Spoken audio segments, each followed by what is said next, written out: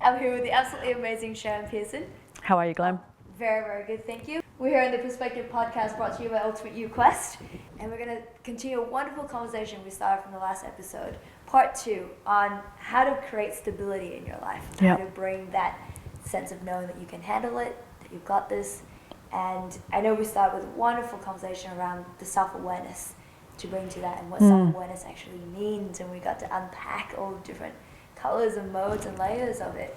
And I'd love to start this with, I know one of the things that you're phenomenal at is the strategies that you bring to now having that self-awareness. Well, what strategies do we need in place to move us closer towards living our awesome life?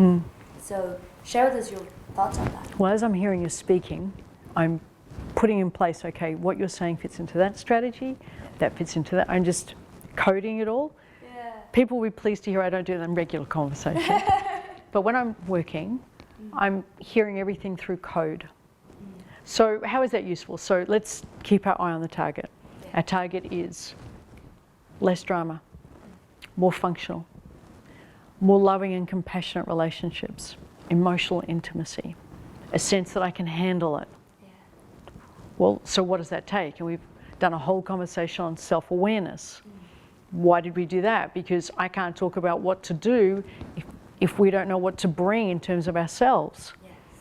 Because anything I say now is going to be useless if the person hearing it doesn't shift their mindset around how they're showing up. So we had to reverse engineer to there. And then once we get to there, well, where do we need to go now? And it's got to be a conversation about strategies and the recognition that as much as there is luck in life, and there is good luck, there is bad luck, good things happen to bad people, vice versa. Every combo is occurring. Within the flux of what's going to be happening, there's us doing our best to navigate. And our best is determined by how good a strategy we use. That's it. We get to any level of game, be it not even a contender in the finals, to a bronze medalist, silver medalist, gold medalist, world champion, based on, in any field, how effective are the strategies we have access to. Given the limits of ability, I'm apparently never going to be an opera singer. Hard to take, I know. Me neither. Oh, really? Yeah. I'm sorry to hear that. So as I move through my life, I keep saying to my husband, oh, there's another career I won't be doing. Because I don't have access to, well, firstly, I don't have talent, I don't have potential, but I just don't want to access that strategy. But on the things I care about, that I really want to master, man, I've got to get the best strategies possible. So to me, given the flux of life, my potential ability and the limit to that, and there are lots of forces I can't control and influence, but within the little narrow window that is me and I can control and influence, I better get the best strategy there is. And I better be willing to upgrade it, which is why the previous conversation had to happen, because if my ego is in the way, I'm just going to run with my strategy.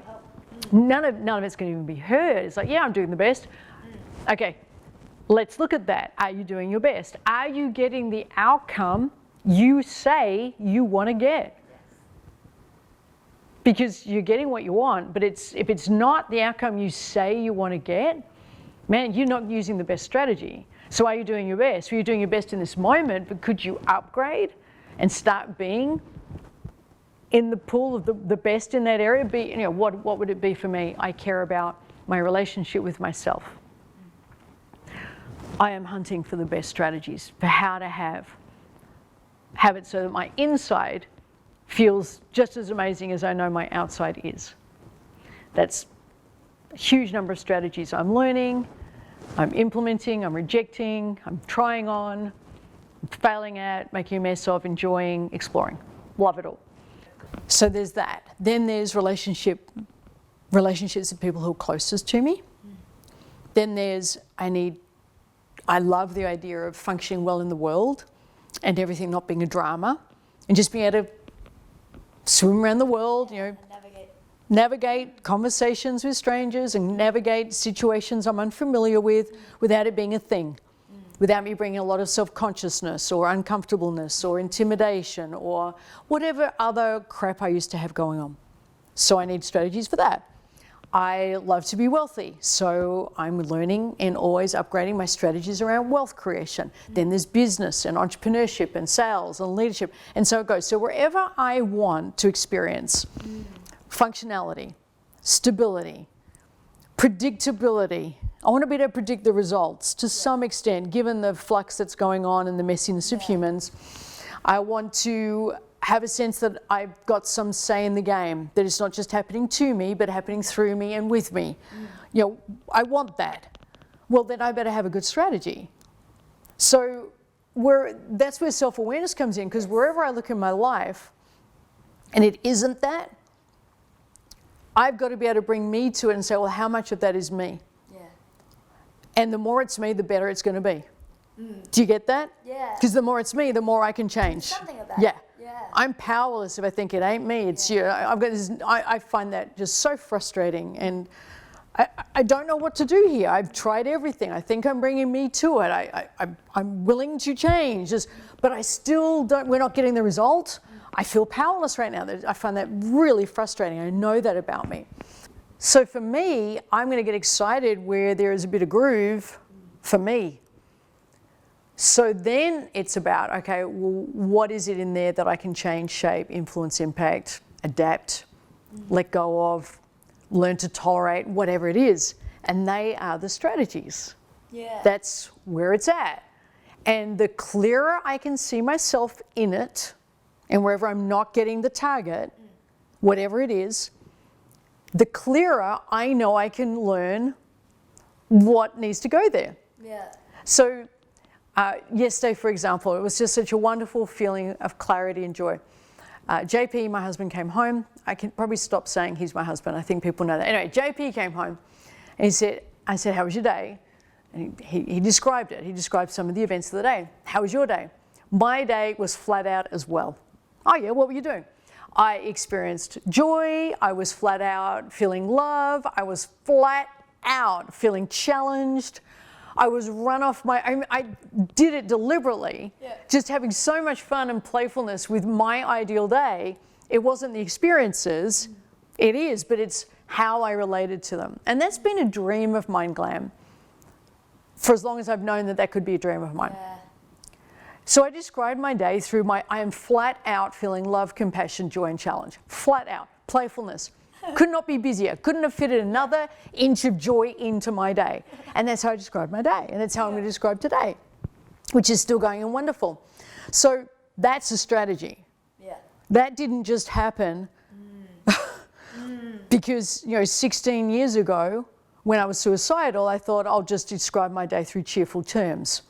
That is not what frickin' happened. So I've spent years. And that's where I come back to, how easy do you want wonderful to be? Yeah. How easy does it have to be for you to give it a go? Because I'm not describing what's been easy. Yeah. So how do you go about finding the strategies? What's your criteria around knowing that it's a great strategy or it's good? It's like my favorite question ever. I love it.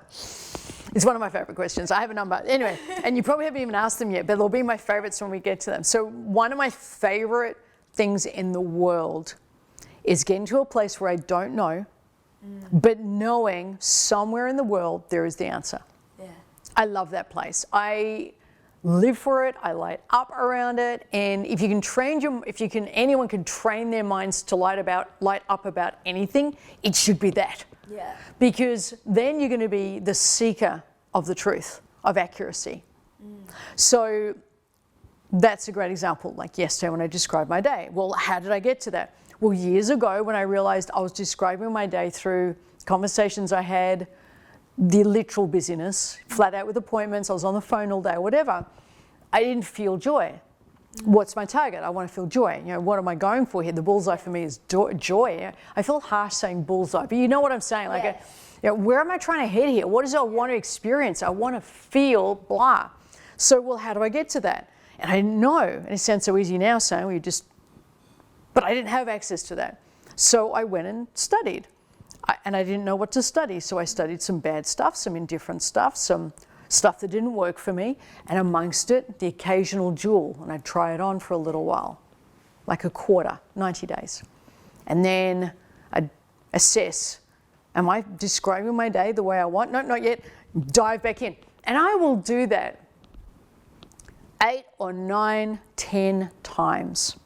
I'll go outside of me. You know, people will say, you know, I point out a challenge. They say, oh, I'll have to think about that. Well, you can't tell me you're going to think about it because you're only going to bring the thinking about it that got us here.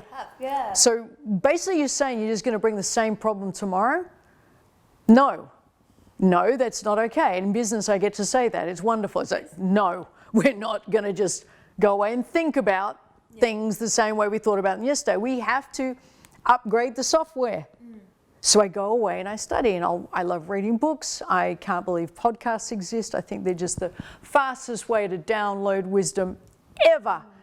I download books. I will do a course. I'm just the seeker of accuracy around it and then I try it on.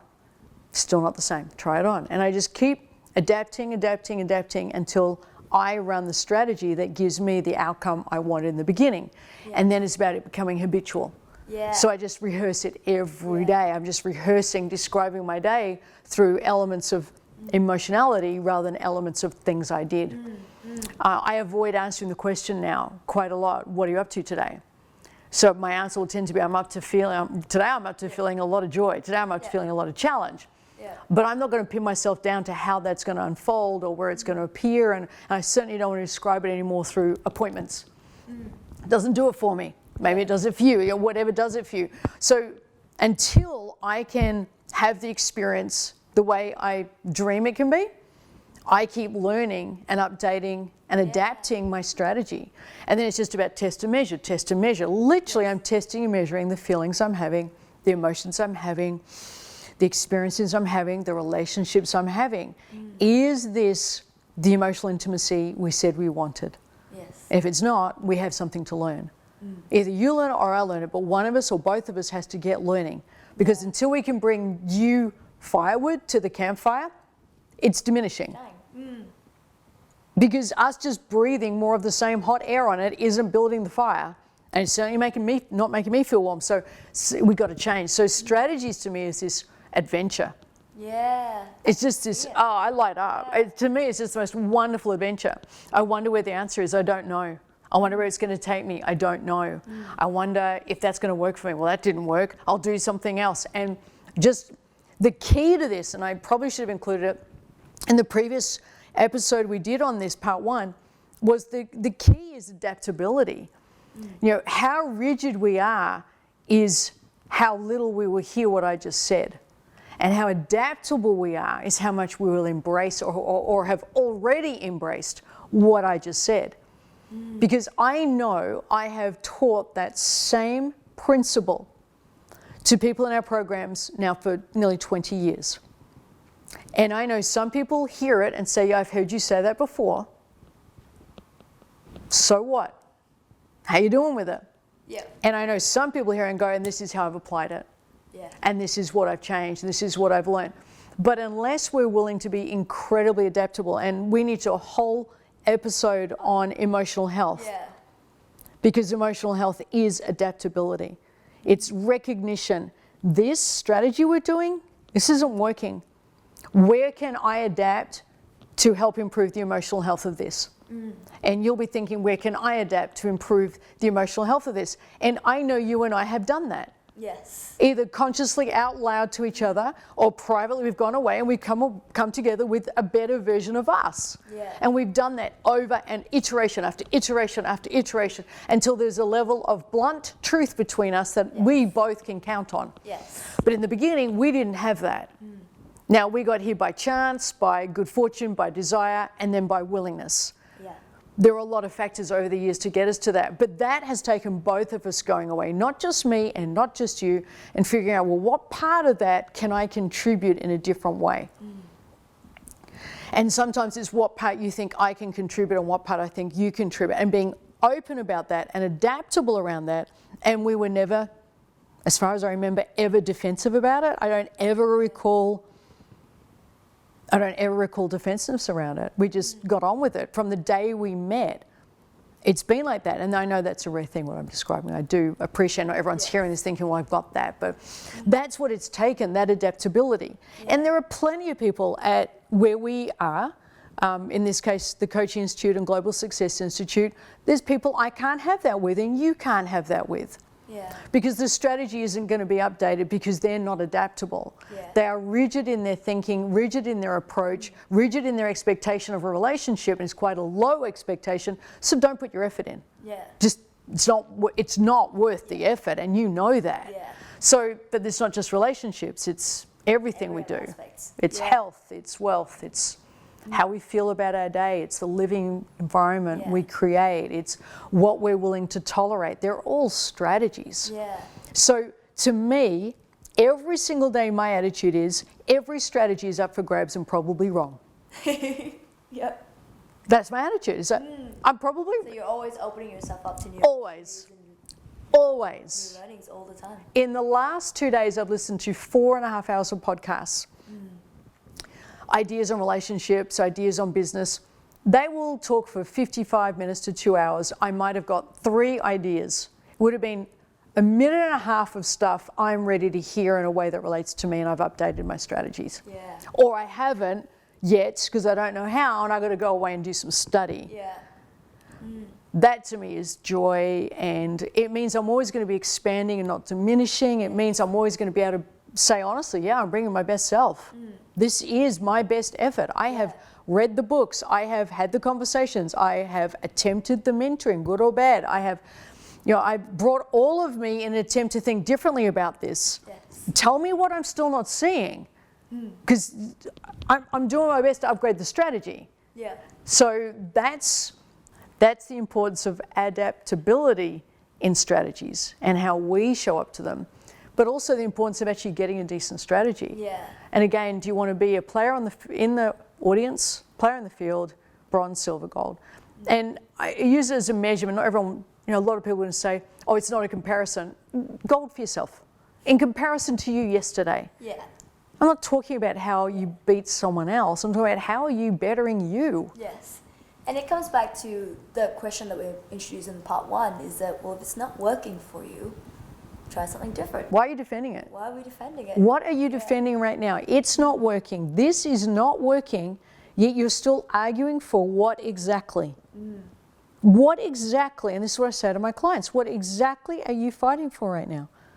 And it's the status quo, it's rigidity, it's this toxic Ego, it's getting insecurity, it's the toxicity that is the failing, that's the failing in the system. And the moment we have that toxicity and that rigidity, defense mechanisms fire in. And everything we said about cognitive dissonance fires in, and the ego clicks in, and clarity is lost.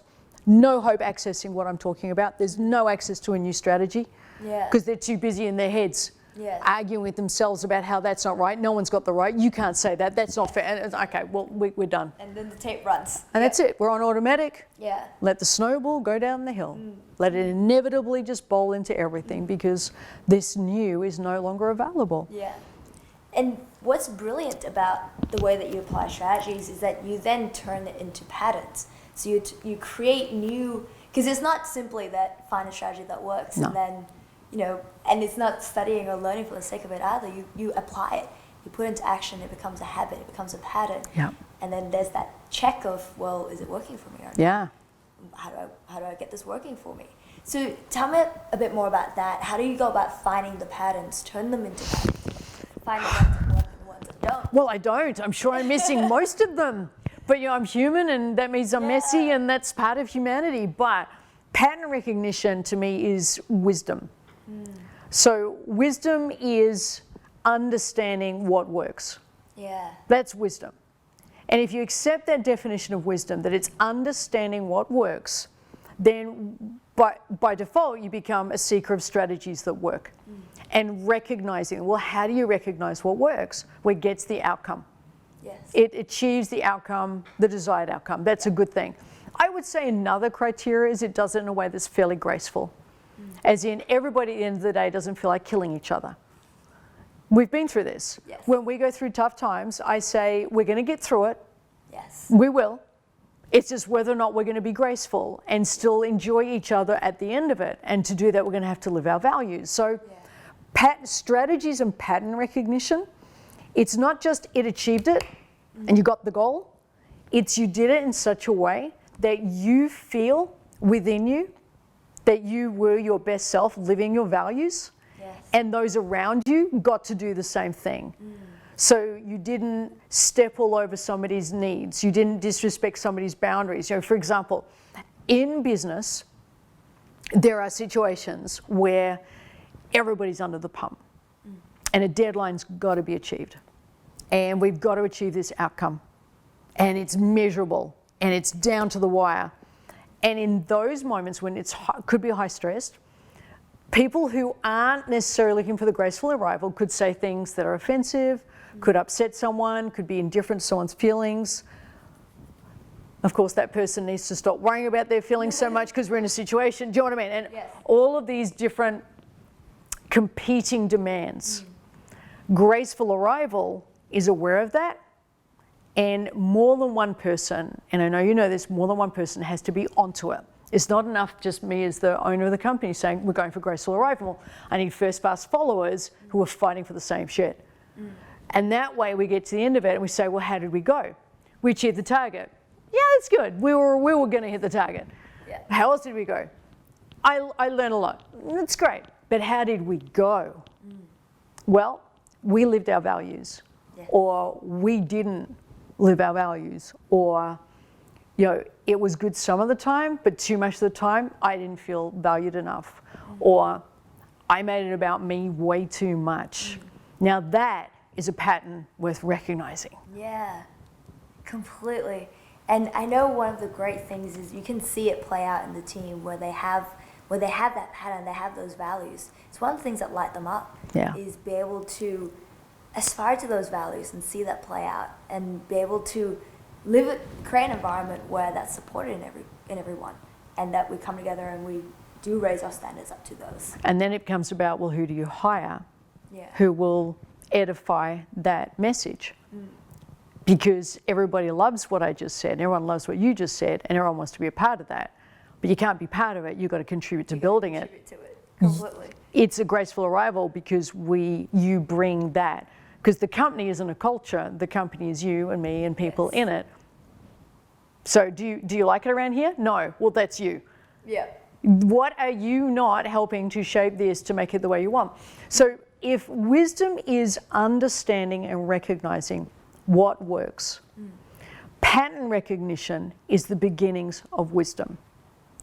And you can use it in business, so we just have. You can do it for a marketing campaign, obviously. But you can do it more closer to home. You can do it in relationships. You can see the patterns. Well, this keeps happening. How are we doing that? Why do we keep ending up here? What's going on? And how curious we are about answering that question is going to determine whether or not things shift. But if only one person's curious, you're kind of screwed. Because then you're doing, as I call it, all the heavy lifting. It's like, well, the relationship is by definition more than one. So both of us have got to lift the log. I always say, who's lifting the log? You know, if I've got to, my hands are full, or we need to share. It's probably not the nicest metaphor, but it works for me. And then, so it's how curious are we about recognizing the pattern and figuring out the strategies we're running to get there. And then we go right back to the previous episode, self-awareness. How much of me can I see in this? How much can I see accurately? And is my eye on the target, or is my eye on a different target that's going to subvert this so-called progress?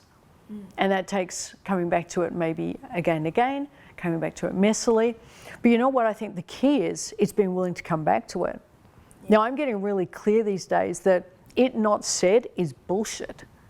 It not said is the rot setting in. There is no point in suppressing it, denying it, ignoring it, pretending you deal with it later, or it's not that big a deal. If it's a big deal to someone, it is a big deal, and it needs to be dealt with as accurately as possible. And I don't want anyone hearing that saying, well, feelings don't have a place. I'm not saying that. But if the pattern is, for example, the pattern could be for someone that they get overwhelmed and dramatic and say inappropriate things no matter what's going on whenever they feel pressure. They're the constant. That's the pattern. Yes. Their ability to see that pattern is a game changer. Yes. Now I've already seen the pattern. Yep. So I'm acting accordingly, which is I'm not engaging as much. So that person's now upset because I'm not engaging as much because they're just addicted to that pattern. Is it my job to tell them the pattern? No, because they're in emotional reactivity, and I'm not here to fix anyone. What can I manage? My pattern. Yes. Me, how I show up. And am I willing to say, hey, that's a boundary violation? Am I willing to say, hey, that's not okay around me? Am I willing to let it go through to the keeper and maybe not have that the conversation for today? So there's patterns in me I can take care of, depending on how accurate I can be with me, and I still have feelings around it. I'm still feeling emotionally charged. I'm still, I've just been visiting in Perth. My dad's been sick again, and I can feel the emotional charge around that. It takes me a couple of days to recover. I know it does. But I can see in me, and my husband sees in me accurately, the emotional toll it's taking. That's a pattern recognition. Yeah. So what am I doing about that? And am I being careful how I communicate with people because of that? And I am. And am I making sure I'm nurturing and putting some self-care so I can appropriately demonstrate to myself I'm back to equilibrium, rather than just emotion and going off the handle. So feelings have a place, but they have a place. Yeah. They have a place, but let's be clear, there is appropriateness. Yeah. And part of pattern recognition is recognizing, is this emotion appropriate to the place, the context, the time, and the person? And if it doesn't meet those four criteria, there is a place for that emotion, and it is probably not now if it doesn't meet those four criteria. Pattern recognition, if we call it wisdom, is the beginnings to recognizing beyond our immediate desire to react. It's the beginnings of getting beyond me feeling, reacting, into how is this playing out over and over again? What are the constants other than me? And then going outside like I did in the first step and learning, well, how can I impact and change this pattern? You can do the same with real estate investing. You can apply this to decision making. You can apply this to lifestyle choices, to quality of relationships, to wealth creation, to business, leadership, marketing, sales. Everything is pattern recognition. And the better we get at the patterns and knowing what to do with them when we recognize them, which is another conversation, the more we feel stable, less drama, more compassionate, more that we can handle it. It's an illusion to think we have control, but more that we can handle what's going to come along. And then, of course, the pattern doesn't follow, but we're okay. Okay, I've got a new pattern to learn. Yes. And so it goes. And it becomes more about, okay, what in this am I recognizing? Rather than, I can't believe that happened, and just stopping the learning. There's just no point in that. I can't believe you said that. That's not right. Rather, versus, that's happening. Opening our eyes, that's happening. What's showing up? What keeps showing up? What's repeating? Where am I playing out in that? And that's a bigger conversation, but that's the beginnings of the drama coming down and managing ourselves, self-regulation going up. And start to free ourselves up to make perhaps some different choices. Perfect. Choose a different response. Try something different. What you said is key. To expand on that, when we can do that to some degree or any degree, we free the RAM. The width that we have access to gets bigger, because now it's not about what's happening. I'm surprised. I didn't think that would happen. I didn't know that would happen. It's okay, that pattern's pretty well as it's been. Now we're a bit freer to start thinking more clearly and responding rather than the emotional reactivity. And that, man, we need to have a level head a lot of the time. There's a time to be playful, irreverent, and out of balance. There is a time to be level-headed, and recognizing the difference is a pattern. But if we don't get clear about the two, we're cross-contextually doing this. Things are out of whack, people don't know how to respond to us, there's instability, there's drama, and we wonder why there's emotional reactivity. There is a time to have our shit together, and there's a time when it's okay not to. And knowing the difference and being appropriate around that, that's a big part of wisdom. And creating that space. So as we go about creating some of that space where we have a little bit more stability and we have maybe more choice, more freedom around what we want to create, how do we go about installing the right values or having the right standards or bring consistency to that? Wow. There's a wonderful idea that you talk about. It's called the Araki of Priorities.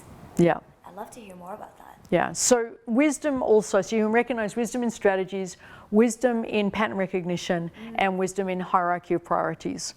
So the original question being answered is, how do I get less drama in my life, basically? If you want less drama, have a hierarchy of priorities. So what is the most important to the least important, and live accordingly without exception. Don't trade them for convenience. Don't trade them because it doesn't suit you. Don't trade them because you've got a good justification. Insert it here because you've got the righteousness and the upset or whatever. They're the priorities, and that's what you live. So priority is to be emotionally present to someone. Mobile phone goes away. It's that simple. You want to get less drama? It's that. Because the mobile phone out on the table, face up, is communicating to this person you claim you want to be present to, but that could be more important. Priorities just shifted, I know where I sit. So, you know the rule with us, phones go away, the first person to look at it picks up the tab. I love that. But really, it's a sign of respect. You know, I said I'm going to be emotionally present. That is the priority. It would be convenient right now to look at the phone because I can hear it, feel it, whatever going off, but I committed to this priority. Living that is creating a moment of truth with this person that is beyond value. It can't be priced. It's those moments. I said I would be on time to the blah, that's it. You're on time. Now, stuff happens, absolutely. Be apologetic, but if the pattern's there, go back to patterns. It's you're the constant. Get there early, whatever it is. Those are the little moments, the micro moments. So it's really about figuring out, well, what is the priority here to myself and what commitments do I make to others, and then being true to that. Now, that has so many ripple effects of wonder. It's so important. The moment we prioritize and live those priorities, everyone around us can calm the F down. Drama drops. You become the person where people say, I trust you, because there is a consistency there that people can count on. You want to hear that. You want to hear in your relationships, I can count on you. That's the feedback people should strive to get. It could be you inspire me, you make me laugh, but all the wonderful, wonderful, wonderful. I can count on you because that's stability. That's I'm knowing I can handle it. There aren't lots of exceptions. So the more exceptions we have for our priorities, the lower the quality of our lives. So quality of life is dropping for us and those around us who are in our lives and therefore need to rely on us to some or a lot extent. And the closer they get, the more they need to rely on us.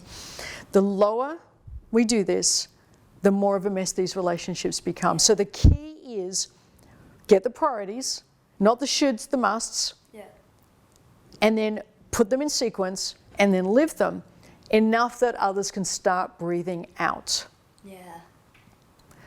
I can count on them. So, for example, someone in my life, not in Melbourne, I wouldn't count on them pretty well for anything because they'll make it about them, they'll be dramatic about it, they'll make noise about it, they'll make a fuss about it, and then get defensive when I say, but you said you'd do it. So trust is low, priorities are non-existent. That is really creating a barrier to an emotionally secure relationship. It can't exist in that space. So if you look at your relationships and you see low levels of emotional security, so you don't feel safe with people and people don't feel safe with you, that's why. Because your hierarchy is messed up. Well, I love the clarity of that. It's messed up. And for most people it is. There's a complete lack of clarity. So hierarchy there. Then there's hierarchy in business. So what's the most important thing in business? It's the people. So I have a model, as you know, we'll use the critical alignment model, and people is last. Why? Because we've got to take care of these 3 things, so they're the most important thing. Yes. Because if we don't take care of those 3 things, they have a really shitty exit. That's a hierarchy. We must take care of the environment. We must take care of the standards and the structure. We must take care of what it is we do here and how we do it, and that frees people to shine and be their best without any impediments. That's a hierarchy. That's a priority. Yeah. Then there's the priorities we bring to our lifestyle. How much time and effort we put into health. Not how much time and effort we wish we did, know we should, could, wished, talk about, study, but literally do. And that gives people around us a sense of stability. I know this person and this person knows themselves. And it's calming and it's anti-drama. Yeah. And it's freeing, and suddenly the ram's free. There's a lot more bandwidth here for things that matter. They're going to move our relationship closer, stronger, deeper, and go in all interesting tunnels you can go in, because we're not navigating, negotiating, and bitching about you didn't put out the trash. Yes. Yeah. We're not doing that. We're free for the stuff that matters. Completely. And that's a gift. Completely. Because then it becomes entirely about the things that matter to us. Yeah. And no longer about the little triggers of the side dramas. Yep. And the, and you didn't, and you said you would. Yeah. And now you go back to self-awareness. You said you'd put out the trash. And let's say you've got cognitive dissonance. You're the person who can be counted on. So you're going to be defensive about that. We've just taken up all our bandwidth on arguing about something that if you'd had a priority and lived it, would never have been discussed. And I could just count on it, know it's done. It's a song that's sung beautifully by you. I'm just in harmony, and we get to talk about the stuff that matters. Yeah. But no, time got filled with, and you would put out the rubbish. I know you would, but not you, but time's filled with this person, us bitching about, well, you didn't remind me. Oh, so now I'm your mother. And so it goes. No, we now get to talk about some stuff that counts and brings us closer together. Because I think time doesn't always strengthen relationships, it diminishes them. When these priorities are traded enough and we take people for granted in business or in private, it's the same thing. The more we get familiar with someone, the more we think we can trade this stuff. Well, the opposite's true. How true is that? It's the other way around. The closer we are and the more we need to count on each other and have high trust, the more this has got to matter. Because you know what? We've been around for this long together, and still I'm going to show you this matters. And that keeps everything in honeymoon. That keeps everything, all the best of the honeymoon, not all the chemical bullshit, but the good of the honeymoon. The commitment and the desire to be at my best, the desire for me to have you see me at my best, the desire for you to respect me and understand me, and vice versa. That happens when we can have a hierarchy. You can do the same in wealth creation, in what you're ready to invest in.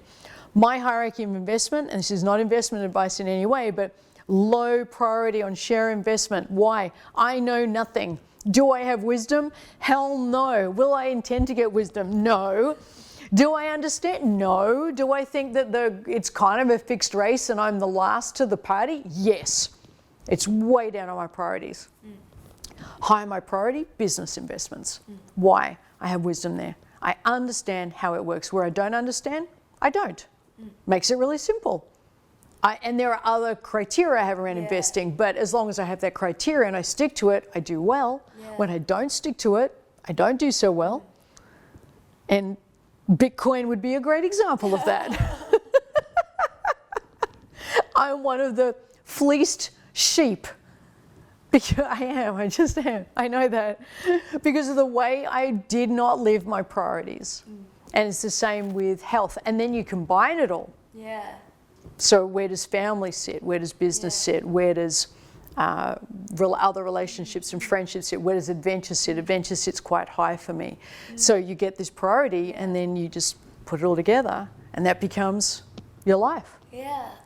I would love to know, and I'm sure so many of our listeners would be dying to know, what are the priorities for you when it comes to life? What are your guidelines? What are the values? So every year I work out a theme that I'm going to live.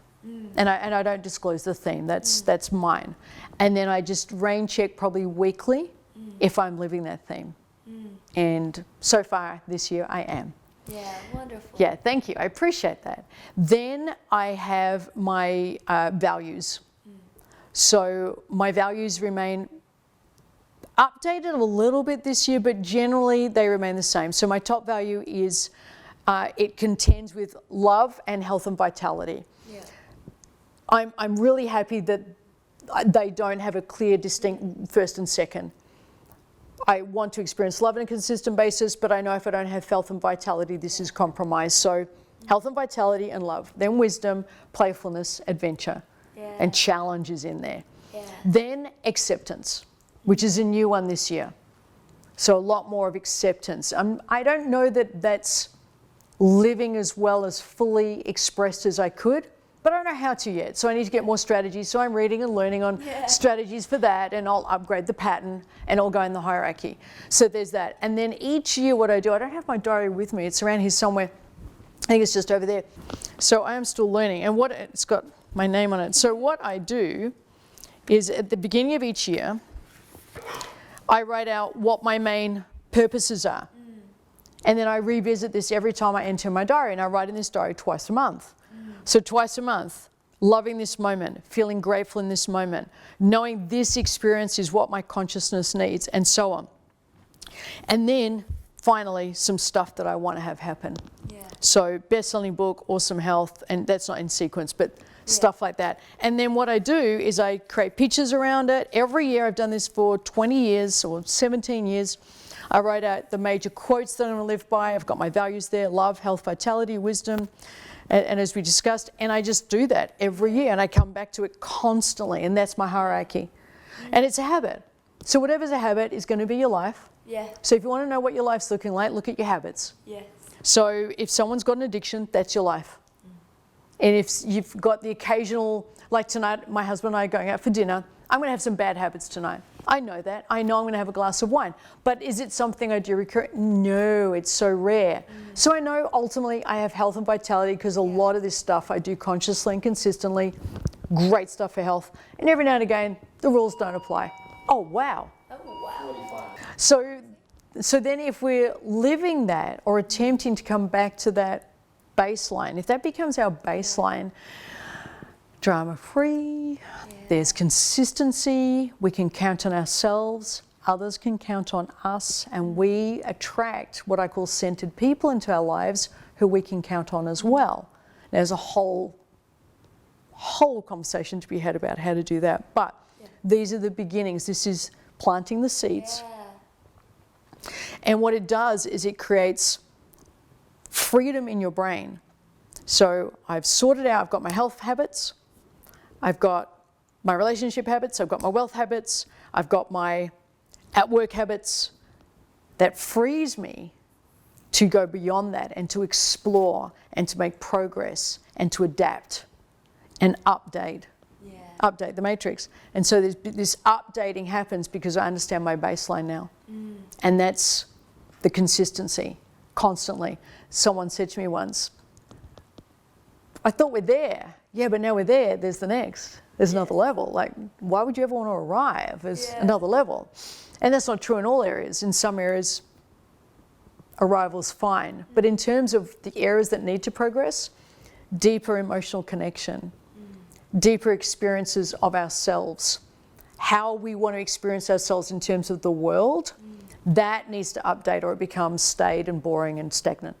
So that's a constant updating process, and that's how I do it. I do it through strategies, recognizing the patterns in the strategies, getting a hierarchy of priorities of all of these strategies, and where I can and where I'm aware, given the flux and the mess that is the human experience and what do I know, and then attempting best I can to live that, looking for feedback on how I'm living that based on unconscious feedback or deliberate feedback from the world, from people, to myself, however, or a book I read thinking, wow, I'm not doing that.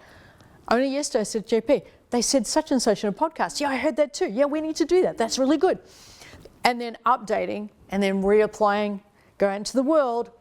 Is this helping me where we all began, with less drama, more calm, more compassion, more inclusion, a feeling that I can be counted on and I can count on the people in my world, where there's emotional depth, emotional richness, emotional intimacy, where I'm having the experience I want to have, and there is stability.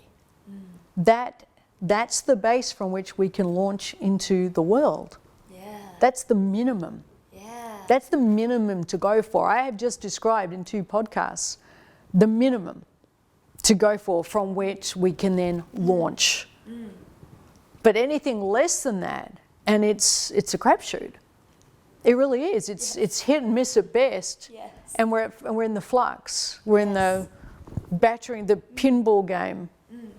Oh, I've been hit again. Oh, I've got to react to that. Oh, how am I going to react to that? Like we didn't know from the last 10 times. What a wonderful foundation that is to begin to create the space for ourselves Yeah. to start living our awesome Yeah. life. Yeah, thank you. It's generous of you. That was fun. That was awesome. Thank you so much. You're welcome. I trust you got value from this podcast. We had so much fun and delighted in bringing it to you and for your loved ones. If you haven't yet, your subscription would be absolutely fantastic. Your subscription and your feedback means that we get to rate higher. If we get to rank higher, more people get to hear this message. You can also help out if you'd love to. Once you subscribe, by sharing this podcast with someone who you believe this message may resonate with and create a discussion around it. Just enjoy it and interact with it however you choose, but most importantly, we'd love your subscription. See you at the next episode.